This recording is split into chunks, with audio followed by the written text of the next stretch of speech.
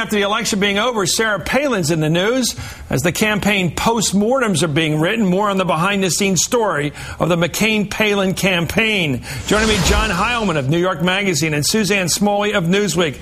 I want you both to look now at an interview that was done the other night, actually, by Carl Cameron. It's an interview of Carl Cameron of Fox News. He's their chief political correspondent. Here he is reporting to Bill O'Reilly on what he learned from the top aides in the McCain campaign. I just want to rattle off a couple of the things that insiders say she just simply didn't know. There were real problems with basic civics, government structures, municipal, state, and federal government responsibilities. She didn't know the nations involved in the North American Free Trade Agreement, we're told. Those, of course, being the U.S., Canada, and Mexico. NAFTA, a major campaign issue, that would have been something of a deficit. We're told that she wasn't actually able to name all the countries in North America as part of that debate. And she didn't understand, McCain aides told me today, that Africa was a continent and not a country, and actually asked them, they say, if South Africa wasn't just part of the country as opposed to a country in the continent. Suzanne, what do you make of that? I mean, I think I'm listening to a recounting of, you're laughing, John, I'm listening to a recounting of what Jay Leno does at night when he stuns you, when he interviews people on the street corner who know nothing about important things, and then they tell you they're teachers. Well, in this case, she's the vice presidential nominee of the Republican Party, and she doesn't know that Africa is a continent, doesn't know that North America includes Mexico, the United States, and Canada, doesn't know squat. I find it a little hard to believe. Suppose Katie Couric had the nerve to ask, who's in North America? She would have been laughed off the stage for asking a discourteous question, but the person she was asking wouldn't have known. Is Africa a continent?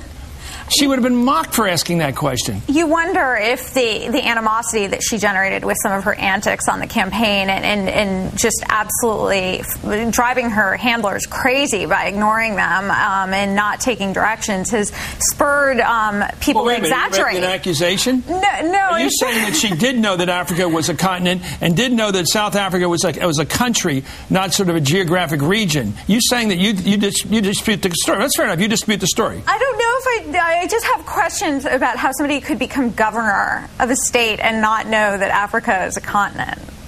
Then that's just a prejudice you have towards politicians, which is nothing wrong with that, but it is a prejudice. Don't assume nothing. Let me go to John Heilman, because you're chuckling. Yeah. And I think... Carl Cameron's a serious reporter. What do you make of this? I mean, the fact that he had sources that told him to his face that this is the case, anything's possible. What do you think? I think there's a lot of the fact that these add up to a serious charge of ignorance. You have to wonder whether, the whole is equal to, the whole does represent a lot more than equal its individual parts here. Well, I'm laughing, Chris, because, of course, it just makes a mockery of the notion that this woman was ever actually ready to be president of the United States. But I would say that look, even back before things really got full of animosity and recrimination between the two sides, the McCain campaign and the Palin handlers, even back 3 or 4 weeks ago, people were saying off the record that she did not have a great grasp of fundamental domestic and international issues, and that they were put in a difficult bind. They could either let her go out on stage and appear overly programmed, or they could let her go out on stage and appear to be an ignoramus. That kind of stuff predates some of this stuff. Now, this stuff that's coming out now, I think the only way you can interpret it as the McCain campaign is looking for a scapegoat, and they're looking at Sarah Palin. And okay. I do have some sympathy for her because, of course, McCain did pick her. I mean, it is his responsibility, ultimately, not her problem. One could argue, but she leapt to it with alacrity. And here's the question. Doesn't the information we're getting now from the backstage storytelling match up with what we saw on the record? Here's a person, a governor of a state, that thought that the vice president of the United States was, quote, in charge of the U.S. Senate. When the vice president of the United States has no legislative authority whatsoever, can't even vote in the body, and she thought they were in charge and could set the agenda and do all kinds of interesting things according to this flexible authority of the vice president. Suzanne, she said stuff like that in public. Right. I mean, she did have a stunning lack of knowledge of government. The job she was seeking. Of policy, of the Supreme Court. But to not know the countries that make up North America is staggering to me. And well, I guess the election of Barack Obama tells you that, in a nice way, anyone can grow up to be president. The possible election of her as vice president scares you with that proposition that anyone can grow up to be president. However, here's her response, put out not by her but by a spokeswoman, released this state. Quote, "This is so unfortunate and quite honestly sickening. The accusations we are hearing and reading are not true, and since we deny all these anonymous allegations, there's nothing specific to which we will respond. We have the highest regards for Senator John McCain." That's an interesting point. We have the highest regard for Senator John McCain. Governor Palin was honored to be chosen by McCain's running mate as governor of Alaska. Governor Palin looks forward to working with Vice President, I love this one, Obama in securing energy independence for America. You know, she stuck it to McCain there. I just heard it.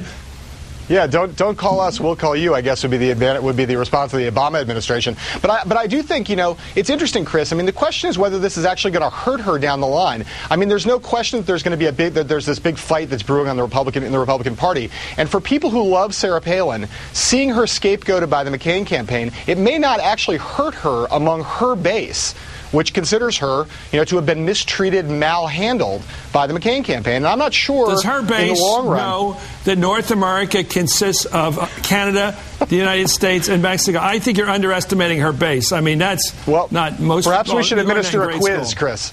Perhaps we should administer a quiz and find out. You get in trouble for doing that, you know. I asked one of the candidates when they were running one of the debates, who's the Prime Minister of Canada? Of course, I should have asked, as somebody at the New York Times said, I better not have asked the members of the New York Times Bureau, because they might not have known it. Let's go to something that's reported here by one of the smart people in any bureau, that's Elizabeth Bumower. She said what's really going on here is the riff, I should say, between McCain and Palin over ambitions. John McCain wanted both of them to win this time. Sarah Palin, according to this reporting, wants to win next time. When she said, I have nothing to lose a couple weeks ago in this campaign, that must have alerted McCain to something. Oh, absolutely. And her comments to Elizabeth Vargas, you know, she's not doing this for naught. I'd also call attention to Newsweek's book project, which is out on the stand today, and it shows that she was pushing to give a speech at the concession in Phoenix Election the other night.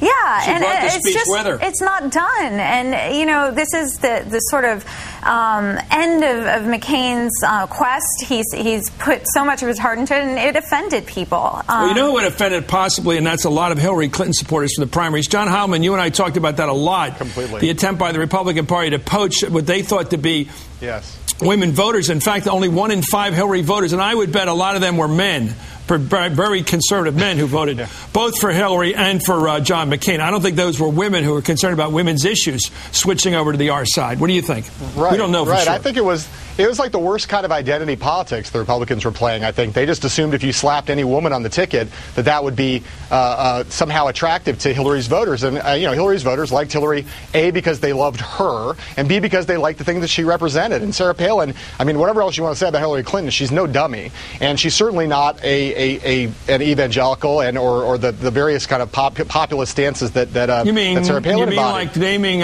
Clarence Thomas to the Supreme Court with the idea that African Americans would be thrilled by it because it's identity politics?